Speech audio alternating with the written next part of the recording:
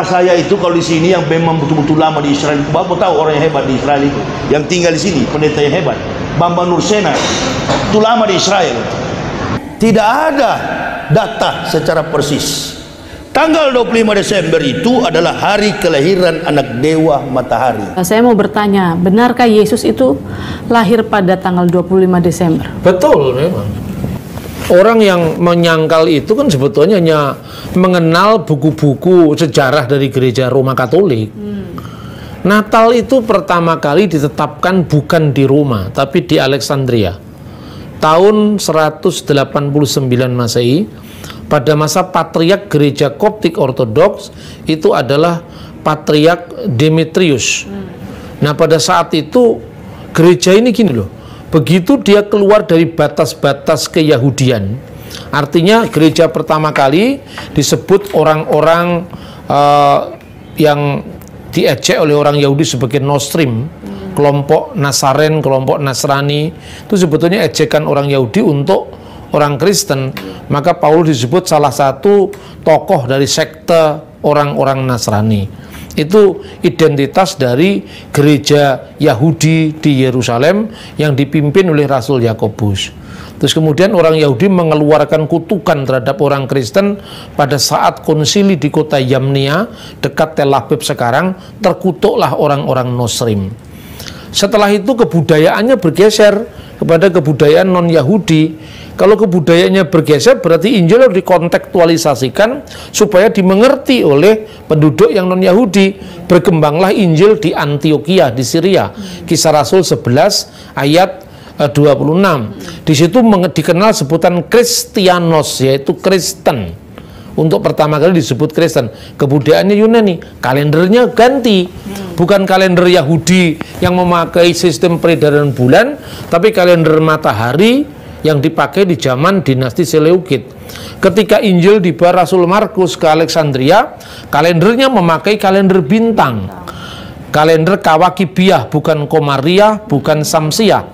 Kalender bintang itu sekarang dikenal di gereja Koptik Ortodok dengan nama Anno Martiri. Kalender yaitu tahun kemartiran. Di situ disebutkan rayakanlah kelahiran dari juru selamat kita itu dalam sebuah dokumen yang dikenal dengan Koptik Didaskalia Apostolorum. Itu dari tahun 189. Rayakanlah kelahiran Tuhan kita tepat tanggal 29 bulan Mesir keempat atau bulan Kiyah, atau tanggal 25 bulan Ibrani ke-9. Bulan Ibrani ke-9 itu bulan Kislev. Nah, bagaimana bisa menentukan itu? Itu dari Alkitab.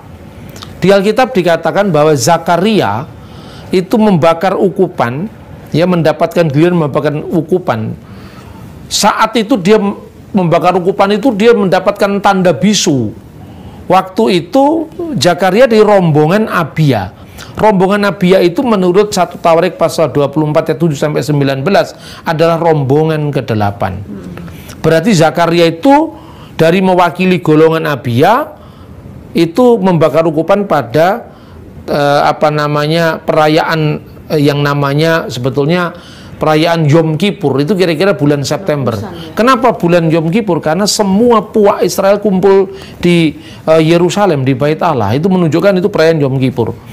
Yang kemudian Lukas pasal 126, 6 bulan setelah malaikat menemui Zakaria di perayaan Yom Kippur itu, dia bertemu dengan Maria di Nazaret.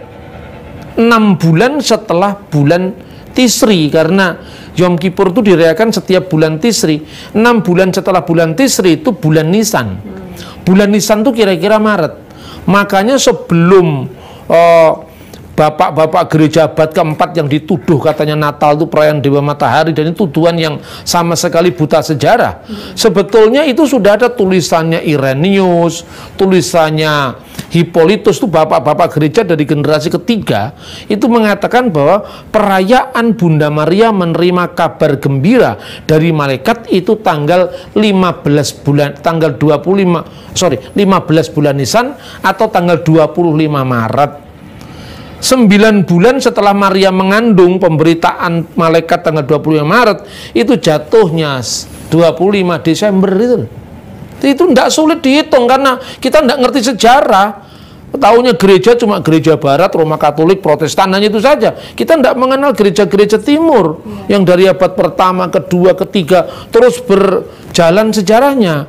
Dan yang kedua, ada tulisannya Yosepus, ahli sejarah abad pertama, dan tulisan dokumen Yahudi yang dikenal dengan Megillot Ta'anit. Dalam Skolia atau pengantar Megillot Ta'anit itu, kenapa orang Yahudi mesti berpuasa tanggal 9 Ab, Tis'a B'Av? Karena waktu itu bait Allah dihancurkan katanya. Katanya dokumen Yahudi. Dokumen ini dari tahun 160 Masehi. Nah, kenapa kok bait Allah dihancurkan? Karena Tuhan marah dengan umat Israel. Dan waktu bait Allah dihancurkan tanggal 9 bulan Ab itu, bulan Ab itu kira-kira Agustus, yang membakar ukupan adalah rombongan pertama, yaitu rombongan Yoyarib. Ini catatan Yahudi. Yosepus mencatat bait Allah itu mulai dihancurkan, dibakar itu bait Allah itu mulai tanggal 9 bulan Laus, yang tidak lain sama dengan tanggal 9 bulan Ab, bertepatan dengan tanggal 5 Agustus tahun 70 Masehi. Tinggal ngitung mundur ke belakang 73-74 tahun, ketemu Zakaria membakar ukupan di bulan apa, minggu keberapa? Karena kalau kita membaca mungkin tidak mengerti nama-nama bulan Ibrani, bulan Mesir ya. Saya sederhanakan aja. Itu bulan Masehi misalnya. 9 bulan Ab itu sama dengan 5 Agustus tahun 70. Yang membakar ukupan rombongan pertama. Hitung mundur. Berarti bulan Juli minggu keempat, rombongan yang membakar ukupan itu rombongan ke-24. Juli minggu ketiga rombongan 23. Juli minggu kedua rombongan 22. Juli minggu pertama rombongan 21. Nanti kira-kira 70-an siklus, 70 tahun lebih siklus, Zakaria membakar ukupan dari rombongan ke-8 itu tanggal 15 bulan Tisri. Dan itu perayaan Yom Kippur.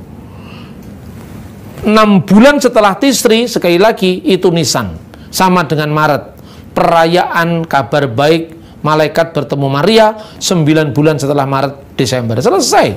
Itu dokumennya jelas kok. Ya, karena kita tidak mengacu pada sumber sejarah primer. Ya, seperti kekurangan itu. Kita kekurangan kita di situ. Betul. Jadi sudah pasti 25 Desember tidak salah kita merayakan Natal ya. Itu dari abad pertama, kedua, baru dipersoalkan di Jerman itu abad 19. Iya. Iya, Bah. Terima kasih. Kemudian ini juga masih ada kaitannya, masih bicara tentang Isa Al-Masih.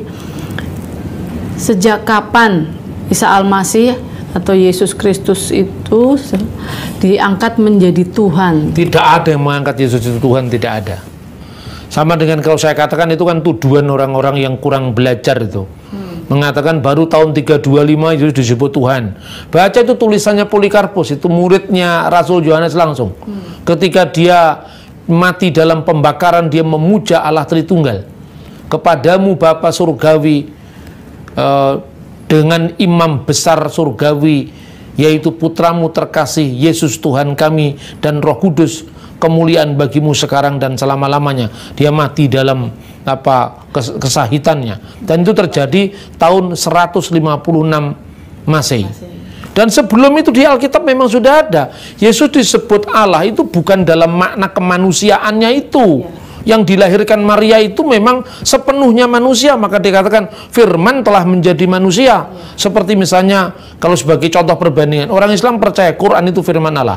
Kertasnya itu mulai kapan ada? Apa mulai dibuat di pabrik? Kan tidak. Di pabrik kertas kan tidak. Yang disebut Quran firman Allah itu bukan bentuk kertasnya ini, tapi firman Allah yang terkandung di dalamnya. Begitu juga kalau Yesus disebut itu ilahi, Allah, itu bukan dalam makna kemanusiaan secara fisik, yang bisa mati, yang bisa dilahirkan, tetapi firman yang bersama-sama dengan Allah, dan firman itu adalah Allah, itu makna ketuhanannya. Jadi tidak pernah ada pengangkatan manusia jadi Tuhan, karena di dalam Yesus itu kita meyakini sepenuhnya manusia dalam keadaannya sebagai manusia, sepenuhnya Allah sebagai firman Allah yang adalah Allah. Ini sangat clear dan bisa diterima secara akal budi.